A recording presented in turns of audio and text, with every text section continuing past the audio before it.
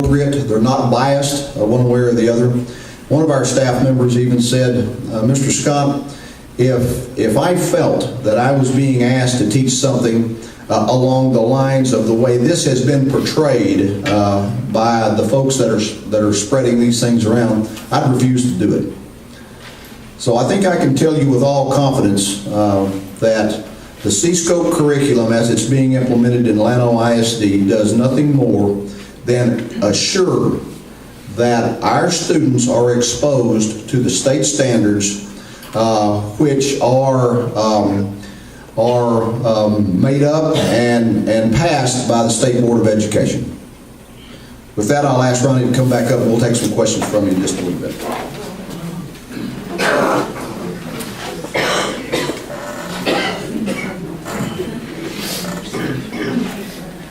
Okay, I want to talk to you about some of the state's financial issues and more particularly about Llano Independent School District issues. In 2006, as I think all of you probably know, the state reduced its property tax by about 1/3 and created a business tax. That business tax was supposed to offset the reduction in property tax. It did not. There is a structural deficit of about $5 billion a year as a result of that swap. And that continues to plague this state and is manifest in a lot of the decisions that are being made. Let's be honest with ourselves. If it hadn't been for an engineer out in Midland, Texas, who figured out a new fracking method and reopened the Permian Basin and the Eagle Ford Shale, this state would already be in deep trouble. It's not politics that's doing it, we just happen to be very lucky. So keep that in mind. What's the biggest lie that you hear out of Austin? The state balances its budget. We have not had a balanced budget in Texas in 20 years. You need to understand that. Let me give you some examples of what takes place, and I've mentioned this before. Let's take the biggest one that we probably have. In this biennium, the legislature funded Medicaid through March. From March, the end of March, until the end of the year, they have to pay another $6 billion into Medicaid that they have not appropriated. That's got to come out of that, quote, surplus that's sitting up there. In public schools, we have this little thing called Robin Hood. If you're a Chapter 41 district, you're a payer. If you're a Chapter 42 district, you get money. We're a payer, big time. A lot of money. The August payment in the biennium is normally, this is a complete offset. All the Chapter 41 money goes to Chapter 42 districts. The August payment, the Chapter 41 districts paid in, they took the money that goes to Chapter 42 districts and put it in September, recorded the income, but did not accrue the expense.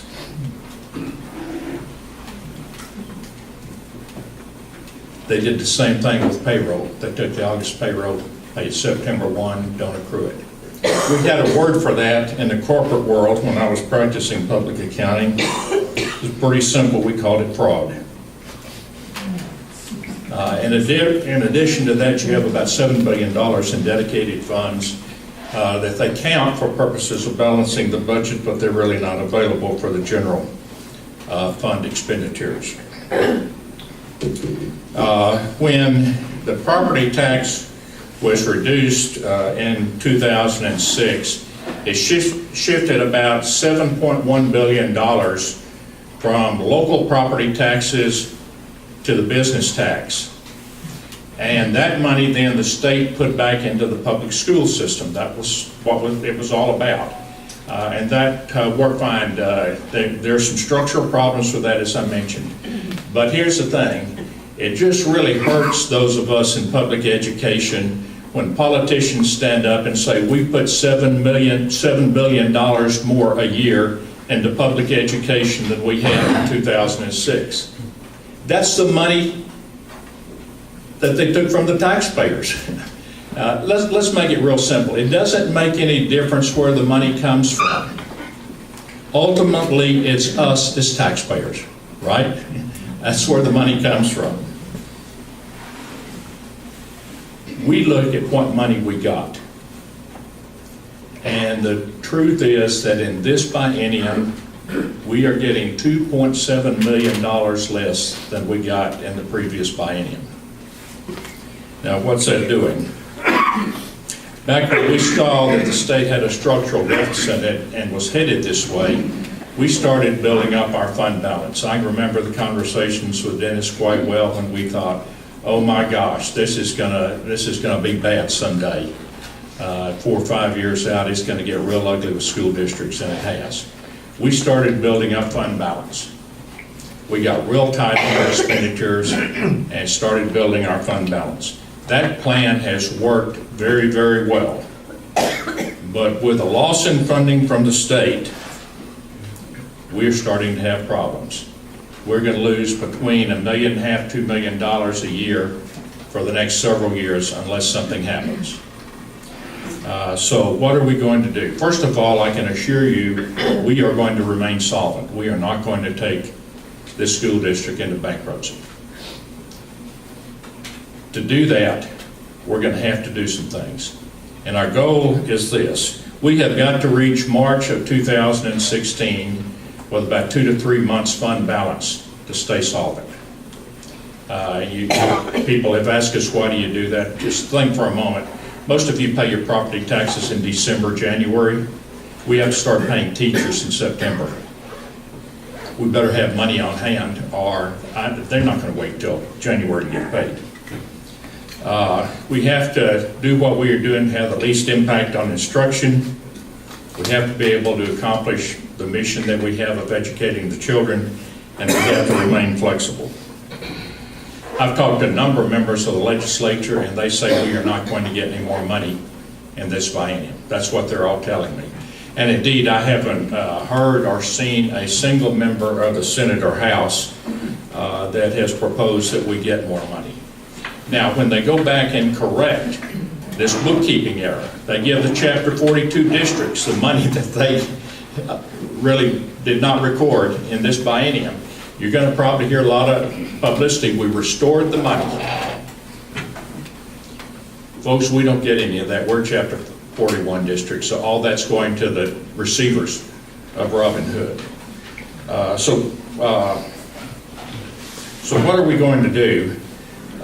We have met with all of our employees, and we've told them this: 80% of our costs are in salary costs.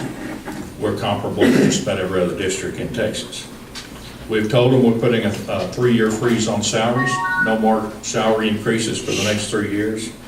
We're going to cut 6 positions in 2014, 4 more in 2015, and 14 more in 2017. That's 24 positions that we know of right now. If the state cuts our funds, those numbers go up. If they were to give us a little money, we can perhaps cut that back. In May of this year, we are going to retire $3.5 million of our bonded indebtedness, and that gives us the capacity to do some things. Now, funding or accounting in Texas for public school funds is a 2-part story. You have your maintenance and operations fund over here that covers things like salaries, operating costs. You have your interest and sinking fund, which is where your bonded indebtedness is. That covers fixed assets, things that go for more than 3 years in terms of their useful life. Between those two, our maintenance and operations tax in Llano Independent School District, 53% of it goes to the state in a Robin Hood payment. Keep that in mind. We have to raise a little over $2 in ad valorem taxes to keep $1 in our operating account. That's pretty onerous. The tax that we raise on the interest and sinking fund side is not subject to Robin Hood. So that we raise $1 in tax, we get to keep $1. It's very important that you understand that, because that sets particularly a Robin Hood school district totally apart from anything in the business world. And you do things that are counterintuitive to what you would do in the business world. So we are going to try to move as many expenditures out of our operating account, subject to Robin Hood, over into the interest and sinking fund account. And we are going to propose to you, which I hope you will support, a $5.8 million bond issue. It will be payable over 3 years and carry an interest rate of about 3%. Now let me tell you why it is important that we do that. We have some rather major expenditures that we are likely to see over the next 3 years. Let's take the biggest one. The junior high school roof is a little over 20 years old. Our engineer tells us we probably need to replace it now. That cost about $1.1 million, $1.2 million to replace that roof. We still have some roofing problems at the high school. It's going to cost us $300,000 probably to fix those. We've got heating, air conditioning units at the buildings that are getting old. As all of you probably know from your home, you only got limited life on those things. We've got to replace some electrical systems and some fire alarm systems. All of that is going to cost around $1.8 million to take care of. We've got about $750,000 in technology cost, and we've need to buy about 6 buses over the next 3 years, which will cost us about $600,000. Okay, let's take the one that we probably have the least control over, and that's the junior high roof. We do not have that budgeted. Let's say that come September, let's say the bond issue does not pass. Come September, we get a real hard rain and it starts leaking. We can't afford to let it go. I mean, because if it hits a substructure, that $1 million, $1.2 million is going to go up maybe double. So we've got to replace the roof. If we do it, we are taking tax dollars that are post Robin Hood, and we're going to have to repair the roof with those. So we just in effect raised $3.5 million in taxes to replace the roof. Now, if that is the case, and we have to take that out of the operating fund, we only got one way to cover it. I told you all the money was in employees. That means more people have to go. We've got to make some hard decisions to keep it in balance. That's the only place we've got. So it's very important that we do that so we can retain the maximum number of people that we can under the system. These aren't all the costs that we're going to have, but they're some of the largest ones. We do need to pass this. It's going to save a lot of jobs if we do, but I want to make it clear, this will not solve our financial problems. This keeps us from having more of a downside risk, but it does not take care of the problems, because the problems this school district is going to confront big time by 2016 can only be resolved at the legislative area in Austin. I mean, that's the only way it can do. If they do not give us some relief, I'm going to have to be honest with you, it's going to get awfully ugly around here, because we're going to have to make cuts that nobody in this room will like. And so it's critical that we do that. So with that, let's open it up to some questions. I would like to take questions on the financial aspects first, and then we'll just throw it open to some of the stuff that Dennis talked about. Oh, yeah, one thing about this, on this bond issue, the reason that we are doing it this way, there will be no tax increase. The tax rate is going to stay exactly the same if it passes. Now, for any of you who have froze your taxes at age 65, this is not going to have any impact on you probably at all. If the taxes, if taxes stay the same, then obviously your taxes would be the same. However, if this bond issue does not pass and the taxes go down, if you froze more than about 5 or 6 years ago, the way that system works, like with mine, and the tax rate goes down, I get no benefit from it, because you freeze dollar amounts, you don't freeze rates. And so the rate's going down. If you've had 6% inflation in your house since you froze, you will not get any benefit of that rate drop if this bond does not pass, just so you understand that. So there are a lot of us here that are looking at it and saying, well, this really doesn't have any financial impact on me at all, and it doesn't on me. But I want to be sure you understood that. Our goal would be, I think, that if we can, to pass this bond issue, and in 3 years when it is paid off, to do another one to try to move as much of that money out of M&O account, operating account, as we can, because of this big gorilla sitting over in the corner called Robin Hood. All right, with that, we'll try to take some questions, and if you would, if there's any possible way to do so, please try to get to the microphone. I know everybody thinks I don't need a microphone, I can talk loud. That's really not the case. So if you would, please, if you've got questions, let's try to get to the microphone so everybody can hear the question, or if not, let somebody stand up and repeat your question into the microphone. Thank you. Questions? Bill? A couple relative to the budget, and I don't know the ratios of salaries, teachers to non-teachers or administrative staff. Of your planned cuts, what percentage are teachers versus non-teachers? Are there no teachers in there? I don't think until we have to make those cuts, Bill, that you know that, because we probably will have some attrition, and we will try to cover that as much by attrition as we can. It's the mix. There are a number of positions in a public school that you can't cut. Relatively speaking, let me give you an example, like a physics teacher. You've got to have a physics teacher in high school because you have to teach physics. Even if your class size is small, you still got to teach it under the law. So you have to go through all of them. The administration, I think, will go through all of those positions and try to come out with what is the least damage to what we are trying to accomplish in our program and our mission. In other words, who can we cut that will do the least amount of damage to the instruction of our kids? Okay, so instruction is your primary objective. Right. No doubt, Bill. We still got a mission to accomplish, and that's instruction. Please just come on around and line up behind the microphone. It'll be the simplest way for us to do it. Just a matter of curiosity, I think you mentioned that it takes us like 85,000 new Hispanics to increase the cost. No. 85,000 new students.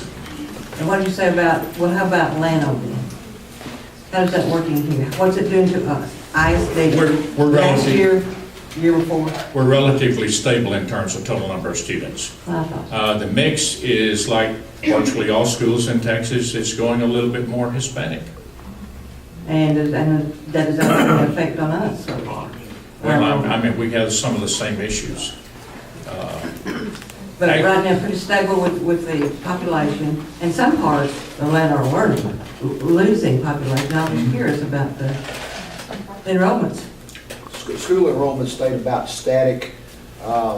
That's total enrollment. The composition of that enrollment is changing some. And we're like the rest of Texas. We're getting more and more Hispanics. Some of them don't speak any English at all. My wife's got a little boy in her class that when he came to school this year didn't speak any. But is there something you can put a number on already here or not? Yeah, we have those numbers. I don't have them with me. I mean, how much cost it goes down to? It's very hard to cost out that. We know it costs more, but when you get down to it, it's a fairly complex calculation to make. We just haven't done that. Okay, so that's not a big number that we're going to really have a feeling of that. Not yet, no. Okay, thank you. Let me cover one other thing. If our enrollment is staying relatively level, I want you to think about this, and we are putting 85,000 new students per year into the system in Texas, and the state budget for public education stays the same, what happens to Llano's funding? Goes down, doesn't it? You understand that? I mean, because the amount per student goes down, and ours is the same, we get less money. Yes, ma'am. Dealing with finance, and my field of expertise, if I have one, is transportation. And by law, we all know that the only two students that are required to be transported are special needs. If a district does elect to transport other students, then there's a 2-mile eligibility. that's when the state helps you with the funds. If you're transporting ineligible students who live less than 2 miles, that is done at district expense. Is that an area that we are have looked at as far as cutting expenses? Yes, ma'am. We still transport those students that live within 2 miles. Doesn't cost us anything extra because we have buses coming back anyway. And so we just pick those kids up at designated stops. So it's really not an additional expense there. Also, you appear to be pretty well versed in transportation. You'll also know that if you have dangerous roads for kids to cross, we have a number of those in the city of Llano. Hazardous transportation, Yes, ma'am. and you're paid at 10% of your funding. I have some other questions dealing with, and none of those routes that pick Let me up. make one other comment about that. Most people don't realize this, particularly in the Kingsland area. We have a number of kids whose parents don't own an automobile. If there's bad weather or something, and, if we don't pick those kids up, they're not going to be in school. Well, I realize, and that affects your ADA, so that That's right. affects funding. There's just a question if there was a financial reason for doing it in order to keep enrollment up, otherwise those kids wouldn't be in school. Okay. Now, if I may, some of the myths that are going around about CSCOPE that has caused so much concern